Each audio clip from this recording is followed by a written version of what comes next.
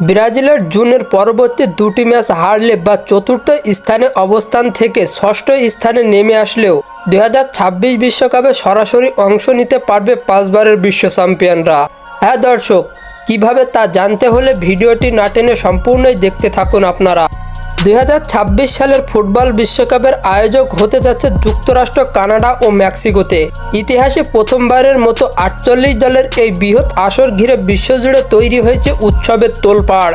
তবে এই উৎসবের ঠিক আগে ফুটবল ভক্তদের মনে জন্ম নিয়েছে এক প্রশ্ন: ব্রাজিল কি এই বিশ্বকাপে সরাসরি অংশ নিতে পারবে?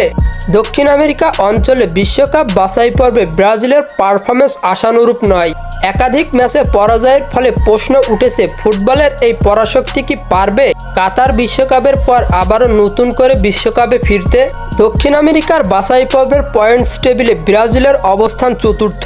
যদিও এখনো 4 ম্যাচ বাকি, তবে বর্তমান ফর্ম ও পারফরমেন্স বিশ্লেষণ করলে যা বলে দিচ্ছে, তবে সমীকরণ বলছে এখনো আসার অনেক দরজা খোলা রয়েছে ব্রাজিলের সামনে। 2026 বিশ্বকাপের নতুন নিয়ম অনুযায়ী দক্ষিণ আমেরিকা থেকে 6টি দল সরাসরি বিশ্বকাপে খেলার সুযোগ পাবে। সেই সঙ্গে সপ্তম স্থান অর্জনকারী দলটি পাবে ইন্টার কনফেডারেশন প্লে অফে অংশ নেওয়ার সুযোগ।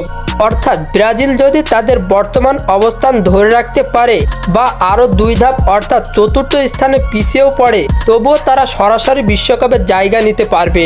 আর যদি কোনো কারণে তারা সপ্তম অবস্থানে নেমে যায়, তাহলে প্লে অফ জয়ী হলে বিশ্বকাপের টিকিট নিশ্চিত করতে পারবে ছেলেছাওরা।